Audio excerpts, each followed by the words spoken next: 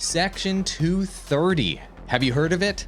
You know, it's the thing that lets content creation be possible. Have you ever watched a live stream on Twitch? You ever checked out Reddit? You ever tweeted before? You ever watched anything on TikTok? Have you ever posted a video on YouTube? Well, if you like any of those things, if you like posting content on the internet and enjoying content on the internet, Section 230 is the one law that stands there to make all of that possible. And right now, the President of the United States, Democrats, and Republicans all support either repealing Section 230 or changing Section 230, which could directly impact all of you guys, live streamers, YouTubers, social media influencers, directly. And the question I'd like to ask is, do you trust the folks that are in the United States Congress to be able to fully understand the internet and to be able to fully understand what you're doing as a content creator, to understand that you're trying to live stream video games on the internet, with the average age of Congress people being about 60 years old? They're about to potentially put into changes Section 230 that will directly impact your future.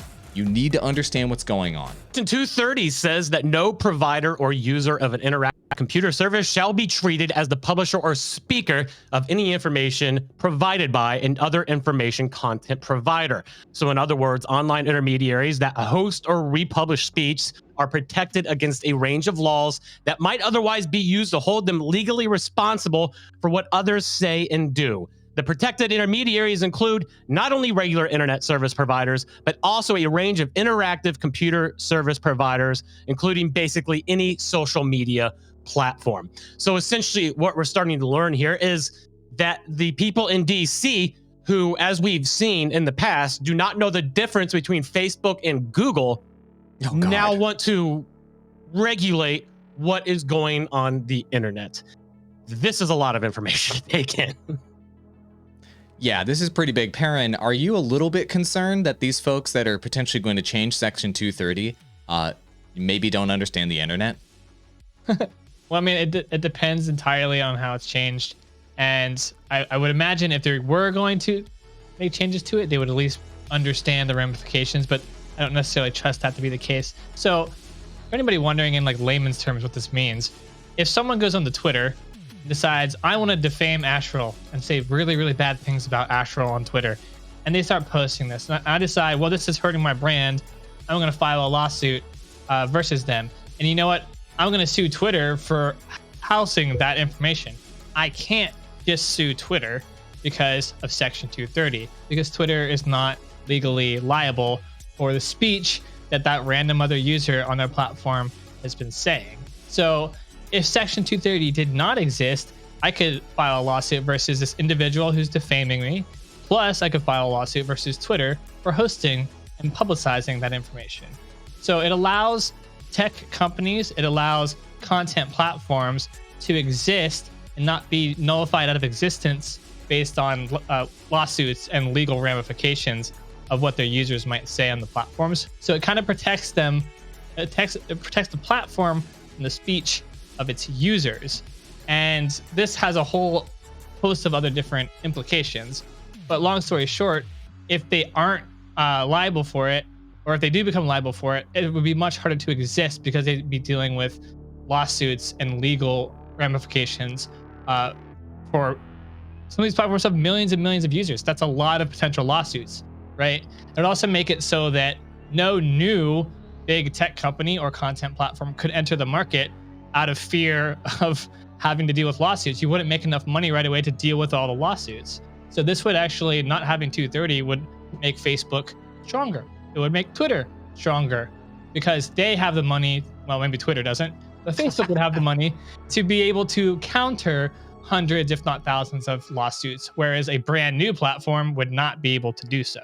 So there's a lot to unpack here, but yeah, to answer your actual question, do I trust lawmakers? Right now, I would say no. I wouldn't trust them. I would trust some of our newer, more internet savvy lawmakers on this one. We have a couple more younger Congress men and women who would have a better understanding of this. But I think we need a lot more time to discuss this as a country, as an internet world. I mean, I know if you guys aren't in the US, you're like, why is Digital Drop Podcast talking about US law right now? This will affect people outside of US because it governs the social media and content platforms that exist as companies in the US, right? So you should be caring about this even if you're not an American. Yeah, I have a few things I want to say about it really quick. So first of all, President Trump sent out a tweet saying that we should repeal Section 230. And I want to put that up on the screen right now so you guys can see that. The President of the United States, it wasn't just that tweet, actually. He sent a separate tweet where it said, like, literally repeal it. And he is doing that in retaliation to him being banned from all the social media platforms. And so without Section 230, you could make an argument that no social media platform right now could exist at all. So the Section 230 makes it so that these social media platforms are, there it is, repeal Section 230. There it is. Donald Trump says repeal Section 230. Section 230 makes it so that social media platforms can moderate content on these platforms without being legally liable for moderating that content. And so if every single piece of content on these social platforms, on YouTube, on Facebook, on Twitter, on Reddit, was the personal responsibility or the company responsibility of those social platforms, then unfortunately, they probably all have to completely shut down.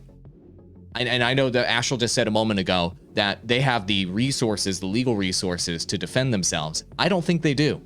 There are billions of pieces of content posted on social media every single day. These companies don't have the resources to moderate all of it, clearly, as you guys know, and they don't have the resources to defend themselves legally from every crazy thing that every single human on the internet says. And so most of these companies will probably have to shut down. So that means that a lot of you guys out there that are posting content on the internet, you guys would cease to have YouTube. You would cease to be able to be a YouTuber, potentially, if this completely went away. You guys would cease to be able to be a live streamer, potentially, if this went away. So the implications are massive here. And so now that the president wants to repeal this, and now that Democrats and Republicans got reelected and elected to regulate social media platforms, there's a couple different scenarios that could play out here that are either favorable for creators or not favorable at all for creators that you guys should know about. And if they go the really hard-nosed route in terms of regulation, that could be really bad for all of you guys that just want to freely post content on the internet and do whatever you want.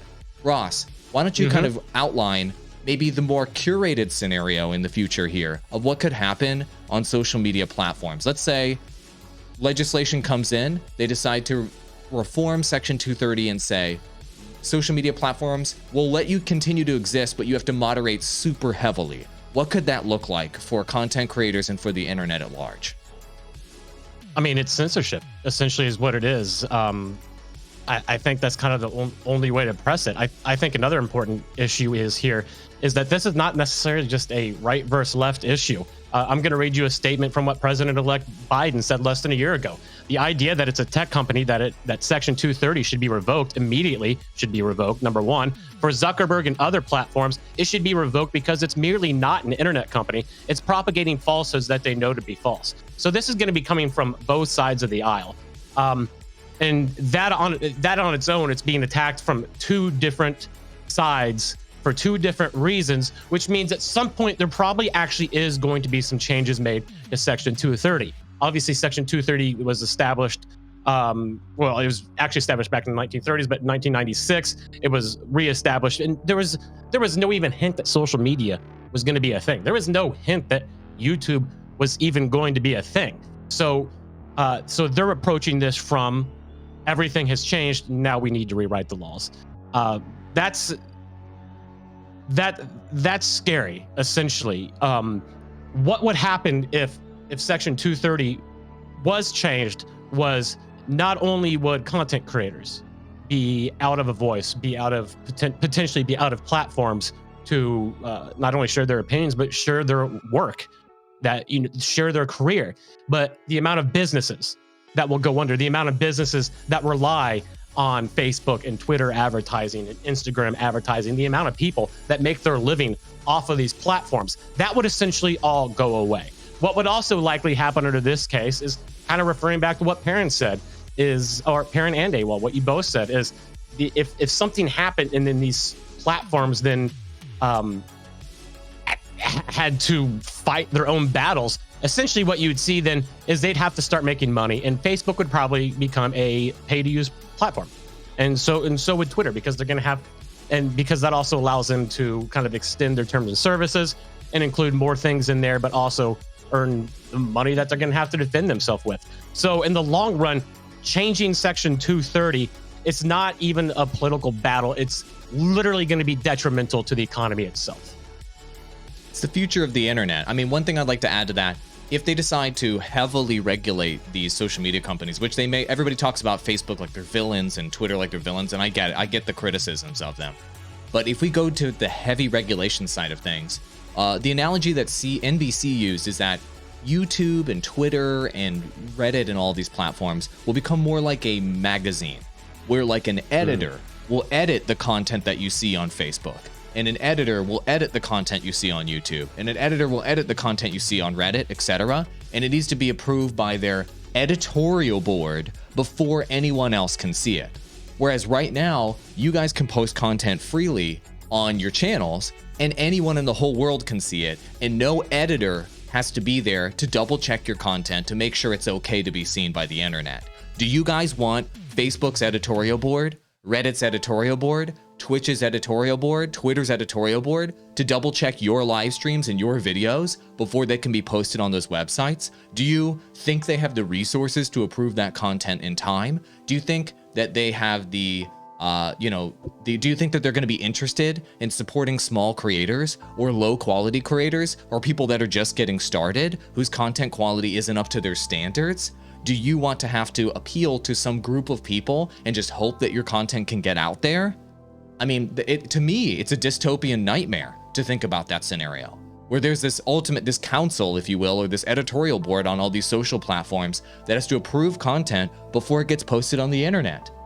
That takes away the beauty of the internet that we're all participating in right now.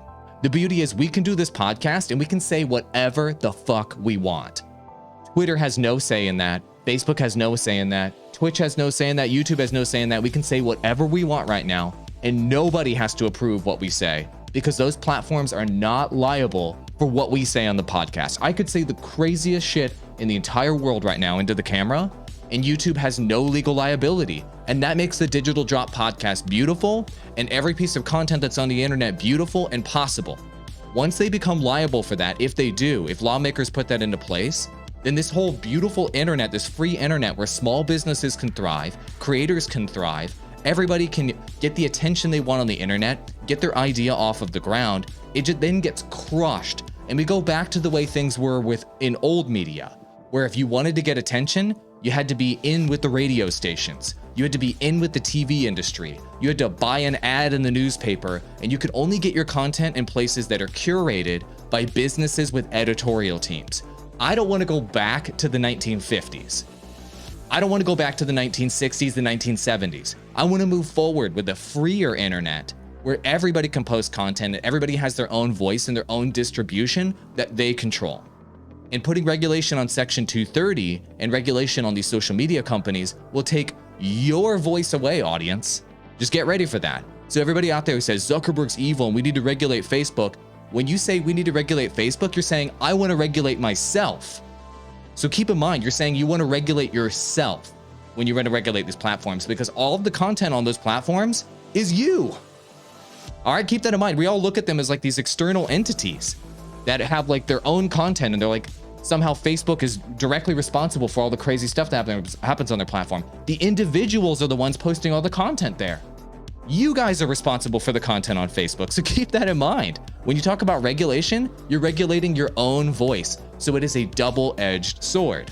And I wanted to highlight that because that's the stakes here, is if you decide to dull that sword or you decide to control that content, you're deciding to control yourself and your own ability to have a free voice on the internet. And to me, that's very worrisome. Gaming creators, really quick, before you do anything else, enter to win our Gaming Creator Bundle sweepstakes, $1,100 in gear we're giving away for $0.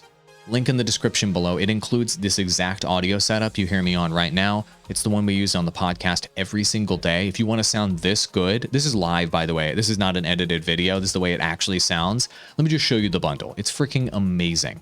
The bundle includes this microphone, shock mount, and boom arm. Plus, it includes the Rodecaster Pro mixer, which is arguably the best creator mixer on the market. Plus, our friends at TubeBuddy threw in a TubeBuddy Legend license if you want to help grow that YouTube channel faster. Plus, our friends over at Restream threw in a Restream license if you want to stream to multiple platforms at the same time and grow your stream faster. Rode hookup, TubeBuddy hookup, Restream hookup. They all just wanted to give you guys gear to help you succeed and software to help you succeed for free.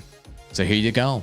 Link in the description below. Enter for your chance to win. I wish you the best of luck, and I hope that you guys can maybe pick this package up and increase your quality and increase your chances of growing faster with the tools and gear that we use every single day to grow, and hopefully you can use to grow as well. Link below, go do it.